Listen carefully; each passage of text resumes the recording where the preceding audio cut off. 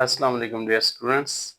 आज हम resolution of force का नेक्स्ट पार्ट करेंगे, जो कि है to find the magnitude and direction of the resultant vector या force with the help of components, perpendicular components.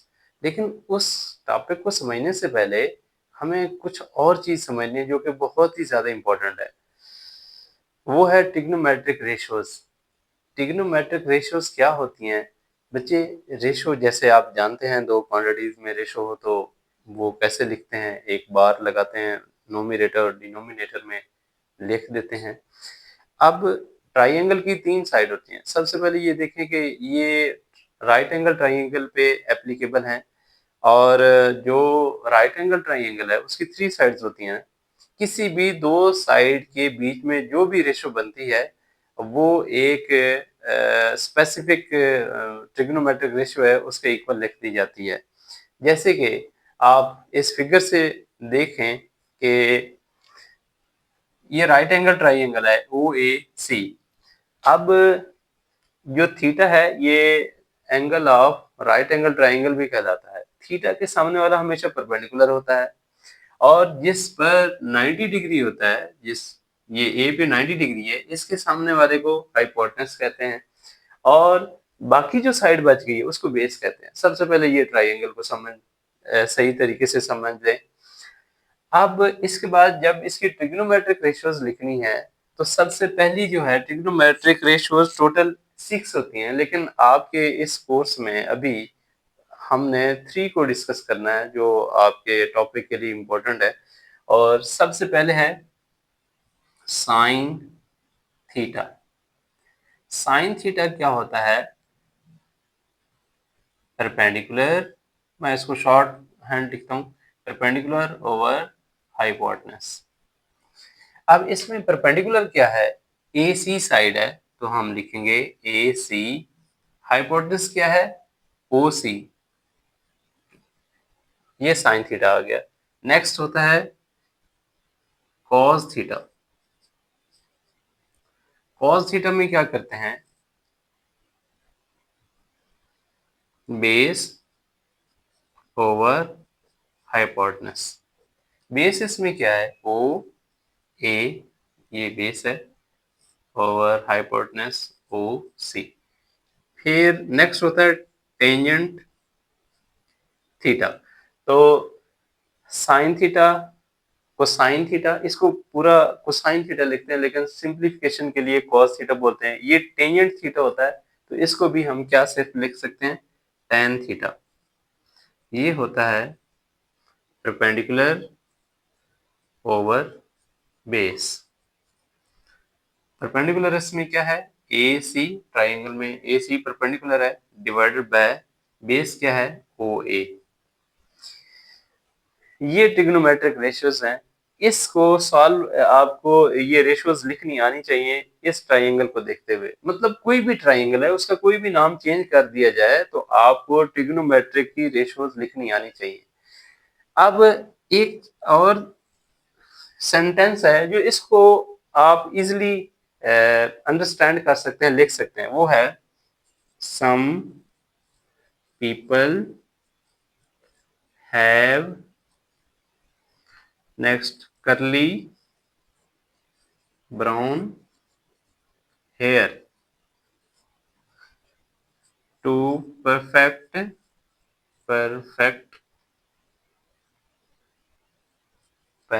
beauty।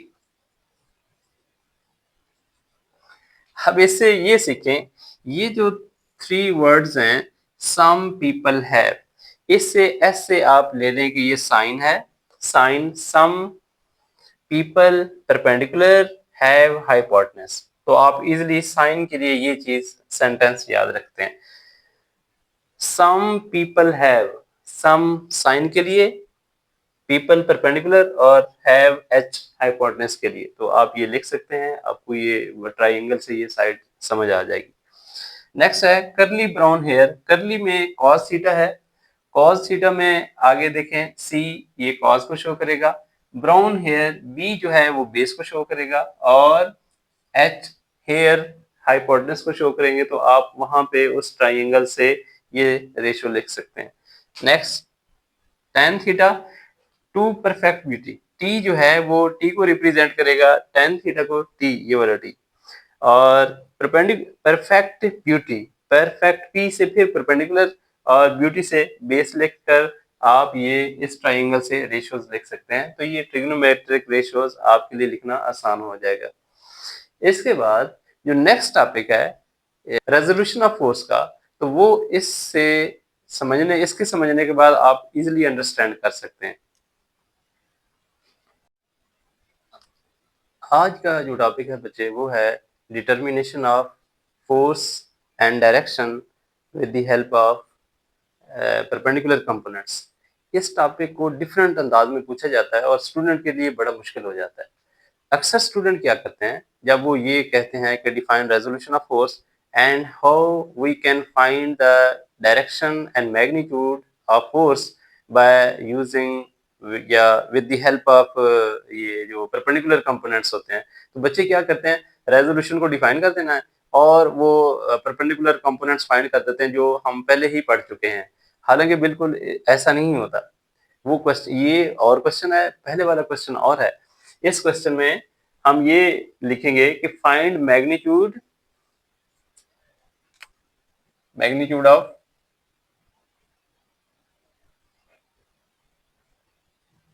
Magnitude and direction with the help of perpendicular components, magnitude of force and direction. इसको ऐसे लिख सकते हैं, magnitude and direction of force, या जो भी कह सकते हैं वेक्टर भी लिखा जा सकता है। आपने मैग्नीट्यूड फाइंड करनी है और डायरेक्शन फाइंड करनी है, किसकी, वेक्टर या फोर्स की, with the help of perpendicular components. Perpendicular components given होंगे तो आप ये फाइंड कर सकते हैं मैग्नीट्यूड और डायरेक्शन। आइए इसको हम कैसे कर सकते हैं फाइंड, इसको देखते हैं। तो सबसे पहले हम ये लिखेंगे, अगर हमें तो किसी भी वेक्टर या फोर्स के परपेंडिकुलर कंपोनेंट्स गिवन है तो देन हम उसकी जो फोर्स और डायरेक्शन है फाइंड कर सकते हैं, मैग्नीट्यूड उसकी। We can find magnitude and direction of force if we are given perpendicular components of the force.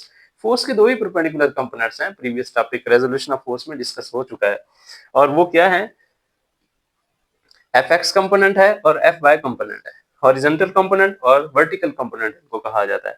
Pythagoras theorem in पे अगर अप्लाई किया जाए इस राइट एंगल ट्राइंगल पे, और पिथागोरस थ्योरम होता ही राइट एंगल ट्राइंगल के लिए है, तो वो अब इस फिगर में आप समझें कि जो ट्राइंगल है ओ ए सी, ये राइट एंगल ट्राइंगल है। ट्रिग्नोमेट्रिक रेशियोज में आपको मैंने बताया है कि थीटा के सामने वाला हमेशा परपेंडिकुलर होता है, अब ये याद रखना है, और जो 90 के सामने वाला होता है वो हाइपोटेनस होता है, और जो जिस पर दोनों एंगल बनते हैं, मतलब जैसे ये एंगल इंडिकेट कर दिए गए हैं, या जो साइड पहले अब रह गई है उसको हम बेस कहते हैं। अब मैग्नीट्यूड कैसे फाइंड करेंगे फोर्स की, तो उसके लिए हम क्या लिखेंगे, according to Pythagoras theorem magnitude कैसे फाइंड करेंगे, तो हेडिंग देंगे magnitude of force by Pythagoras theorem. इस ट्राइंगल पे पाइथागोरस थ्योरम कैसे लगाएंगे, वो होता है बेस हाइपोटेनस इसका square equal to base square, square of base plus square of perpendicular. This is the Pythagoras theorem. Now, what is hypotenuse in this case?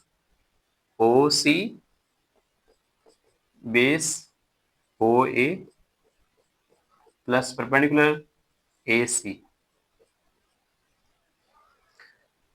आप इस फिगर से देख सकते हैं कि OA किसके इक्वल है, हॉरिजॉन्टल कंपोनेंट fx स्क्वायर, और जो AC है वो fy के इक्वल है स्क्वायर। OC किसके इक्वल है, f का स्क्वायर। हमें तो just magnitude of force find करनी है, और वो क्या है, वो तो सिंपल f है। ऐसे लिखेंगे, हम वेक्टर नहीं लगाएंगे क्योंकि मैग्नीट्यूड है, तो इसलिए हम दोनों तरफ क्या करेंगे, स्क्वेयरिंग करेंगे, स्क्वायर रूट ले लेंगे। स्क्वायर रूट लेंगे, देन ये स्क्वायर इस स्क्वायर रूट से कैंसिल हो जाएगा, f will be equal to fx plus fy। ये है मैग्नीट्यूड ऑफ फोर्स। अब इसके बाद हमारा नेक्स्ट जो पार्ट है वो है डायरेक्शन कैसे फाइंड करते हैं। तो याद रखिएगा बच्चे, जो परपेंडिकुलर कंपोनेंट्स अगर आपको गिवन है और आप फोर्स और डायरेक्शन फाइंड करना चाहते हैं, फोर्स की मैग्नीट्यूड तो ऐसे फाइंड करेंगे, लेकिन डायरेक्शन का क्या मतलब होता है, डायरेक्शन एंगल होता है थीटा, वो हमने फाइंड करना है और वो टेंजेंट थीटा से पता चलता है। अब हम उसको देखते हैं कि वो कैसे फाइंड करते हैं थीटा। अब डायरेक्शन जो है इस फोर्स की कि ये कितना एंगल बना रही है, ये हम फाइंड कर सकते हैं टेंजेंट ट्रिग्नोमेट्रिक रेशियो से। tan theta equal to perfect beauty perpendicular beauty base, और यहाँ पे परपेंडिकुलर क्या है ए सी और बेस क्या है ओ ए, और ए सी किसके इक्वल है एफ वाई के, और ओ ए एफ एक्स के इक्वल है। तो देन आप ये याद रखिएगा, tan थीटा जो होता है वो राइज ओवर रन होता है किसी भी ट्राइंगल में। आप देखें ये ट्राइंगल है, इसमें राइज क्या है ये ऊपर, और रन क्या है जो हॉरिजॉन्टल होता है एक्स एक्सिस के ऊपर होता है, और जो स्काई की तरफ आसमान की तरफ होता है वर्टिकल, उसको आप ऐसे समझ सकते हैं। तो सिंपली आपको ये याद रहेगा कि tan थीटा क्या होता है, राइज ओवर रन, मतलब y ओवर x होता है। तो हम tan थीटा को लिखेंगे F Y over F X, theta will be equal to tan, उस साइड पे जाके क्या होगा इनवर्स। इसको आप कैलकुलेटर पे कैसे फाइंड करेंगे, आपने शिफ्ट प्रेस करना है, शिफ्ट के बाद tan थीटा प्रेस करेंगे तो ये tan इनवर्स आ जाएगा, देन ब्रैकेट लगा के F Y over F X ये लिख देना। ये हमने आज के टॉपिक में दो टारगेट थे हमारे कि परपेंडिकुलर कंपोनेंट्स गिवन हो तो हम मैग्नीट्यूड ऑफ फोर्स और डायरेक्शन ऑफ वेक्टर कैसे फाइंड कर सकते हैं, तो वो हमने कैलकुलेट कर लिए using trigonometric ratios according to this right angle triangle. तो आज का टॉपिक हमारा ये एंड हो गया। अब लास्ट पे बात की बच्चे मैं आपसे कहना चाहता हूँ वो ये है कि अब रेजोल्यूशन ऑफ फोर्स के बारे में जब भी लॉन्ग क्वेश्चन आएगा आपको कॉन्शियस रहना पड़ेगा। अगर तो क्वेश्चन आता है कि define resolution of force and find the components of force, तो आपने पिछले हिस्से पे रहना जो इससे पहले टॉपिक हो चुका है, आपने हॉरिजॉन्टल एफ एक्स और एफ वाई फाइंड कर लेने हैं ट्रिग्नोमेट्रिक रेशियो से।